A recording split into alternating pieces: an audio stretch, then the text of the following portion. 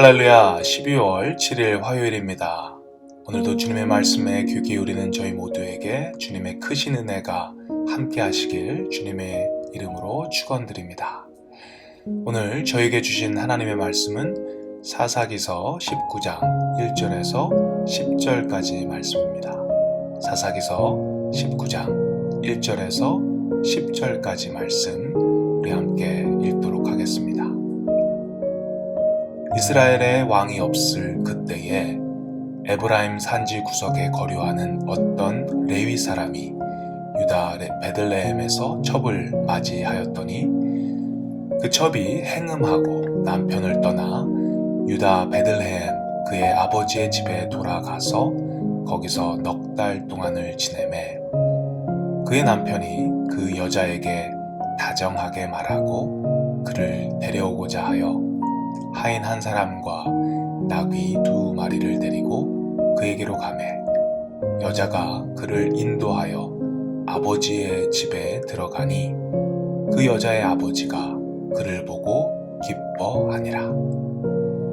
그의 장인 곧 그 여자의 아버지가 그를 머물게 하매 그가 3일 동안 그와 함께 머물며 먹고 마시며 거기서 유숙하다가 넷째 날 아침에 일찍이 일어나 떠나고자 하매 그 여자의 아버지가 그의 사위에게 이르되 떡을 조금 먹고 그대의 기력을 돋은 후에 그대의 길을 가라 하니라.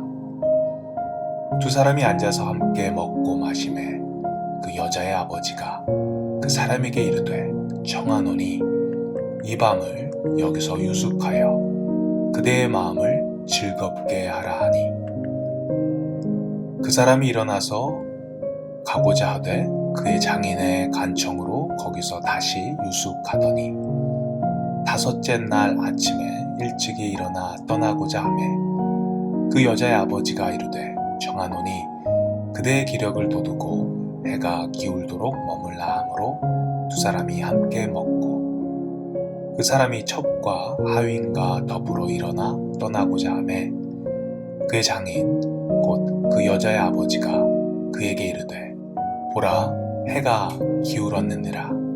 그대는 여기서 유숙하여 그대의 마음을 즐겁게 하고 내일 일찍이 그대의 길을 가서 그대의 집으로 돌아가라 하니 그 사람이 다시 밤을 지내고자 하지 아니하여 일어나서 떠나 여부스 맞은편에 이르렀으니 여부스는 곧 예루살렘이라. 안장 지은 나귀 2마리와 첩이 그와 함께 하였더라. 아멘. 에브라임 산지 구석에 살던 한 레위인이 유다 베들레헴에서 첩을 취했는데 첩이 행음을 하고 남편을 떠나 친정으로 돌아갔다고 합니다. 우리 한국어 성경을 보게 되면 첩이 행음을 해서 나갔기 때문에 첩이 성적인 잘못을 했기 때문에 첩이 도망갔다로 해석을 할 수 있습니다. 그런데 사실 히브리 원어로 본문을 보시면 단순히 첩이 행음을 한 것이 아니라 남편에 대항하여서 행음을 했다로 표현이 되어 있습니다. 어떤 학자들은 남편이 먼저 행음을 했기 때문에 첩이 행음을 했다. 남편이 바람을 먼저 폈기 때문에 첩이 맞바람을 핀 것이다 라고 이야기하는 학자들도 있습니다. 또 하나의 해석은 이 행음의 뜻 자체가 성적인 행위를 뜻하는 것이 아닌 화가 났다로 해석을 하는 것입니다. 어떤 영어 성경에는 She became angry with him. 그에게 화가 나서라고 번역을 하기도 했습니다. 오늘 본문을 한국어 성경으로만 본다면 여자가 분명히 잘못한 것이죠. 오히려 남자, 이 레위인 남편은 참 괜찮은 남편으로 보일 수 있을 것입니다. 하지만 히브리어와 또 영어 성경을 비교해보면 단순히 여자만 잘못한 것은 아니라는 생각을 할 수 있습니다. 그리고 18장에서 진행되어 온 이야기, 또 앞으로 전개될 이야기를 고려한다면 사사기의 저자는 첩의 잘못을 이야기하려고 하기보다는 이 레위인이 얼마나 나쁜 사람인지, 얼마나 그가 큰 잘못을 하고 있는지를 이야기하려고 하는 것 같습니다. 18장에 등장했던 미가의 집에 있던 레위인, 그는 돈을 위해서 종교 행위를 하는 타락한 모습을 보여주고 있었고요. 또 오늘 본문에 등장한 이 레위인은 내일 본문에도 나오겠지만, 이 레위인은 종교적인 타락보다 도덕적, 윤리적인 타락을 한 모습을 보여줍니다. 그래서 문맥상 보더라도 첩이 잘못한 것이 아닌 이 레위인이 잘못했다라고 생각할 수 있습니다. 하나님의 일을 하도록 특별히 구별된 레위인이 종교적, 그리고 윤리적, 도덕적으로 타락한 모습을 이 사사기는 계속해서 보여줍니다. 그만큼 이 사사시대가 얼마나 부패하고 타락해져 있는지를 고발하는 것이죠.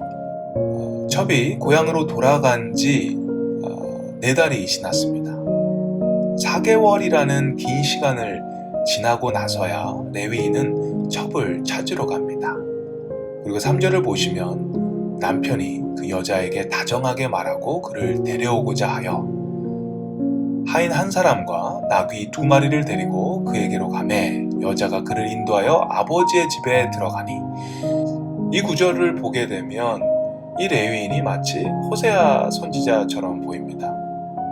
바람난 아내 고멜을 끝까지 포기하지 않고 그녀를 데리러 가는 그 호세아 선지자의 모습처럼 행음한 아내를 데리러 가는 그런 모습인 것이죠. 하지만 아까도 말씀드렸다시피 이 레위인은 그렇게 좋은 사람이 아닙니다. 이건 역시도 레위인의 잘못된 모습을 보여주는 것이죠. 아무리 잘못을 하고 집을 나갔다 하더라도 그래도 4개월 동안이나 그렇게 방치했다라는 것은 남편으로서 무심하고 무책임한 것이겠죠.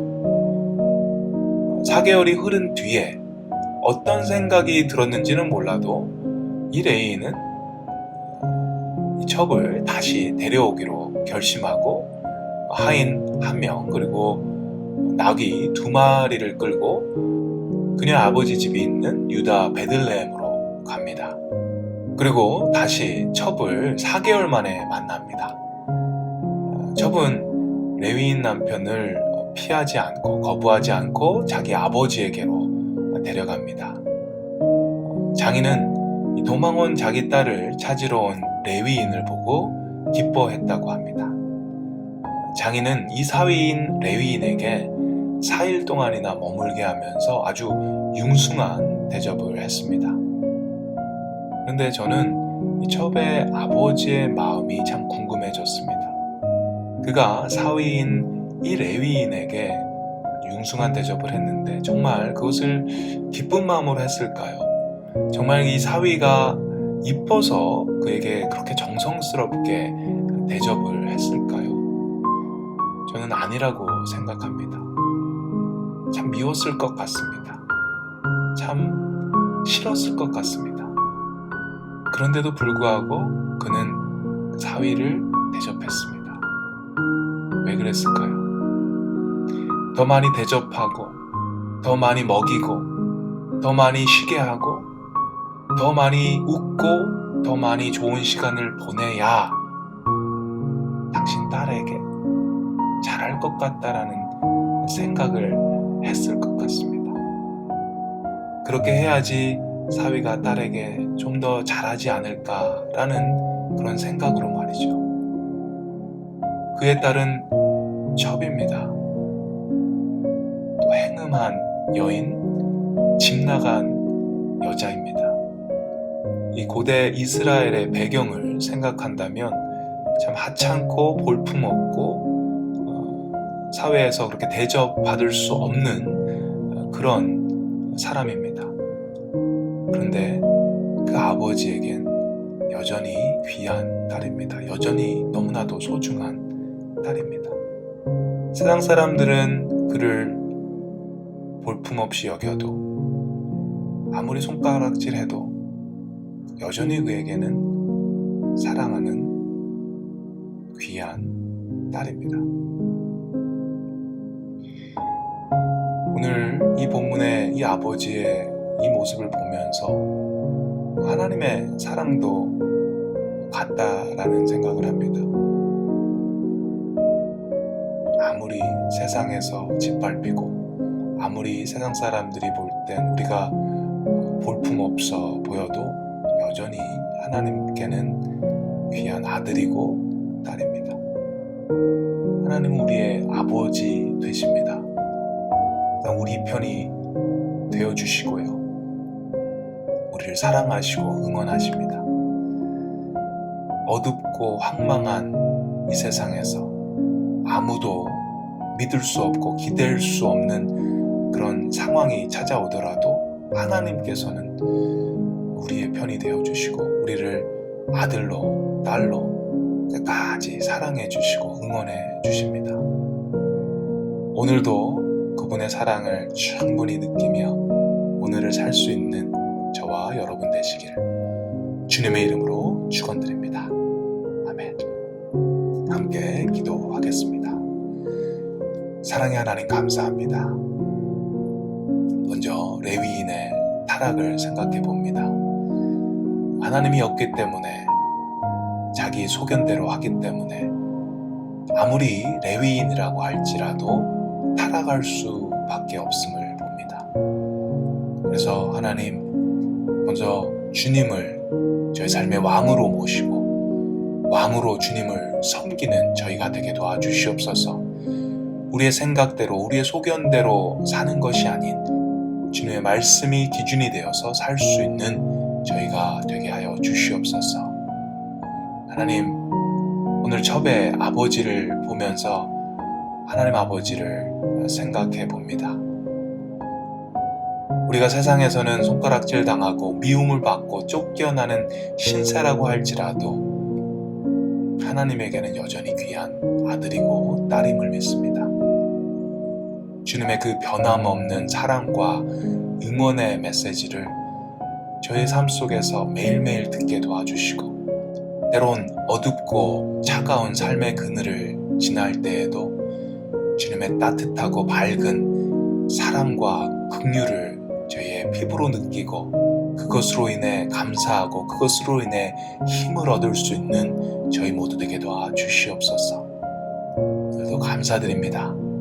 예수님의 이름으로 기도드립니다. 아멘.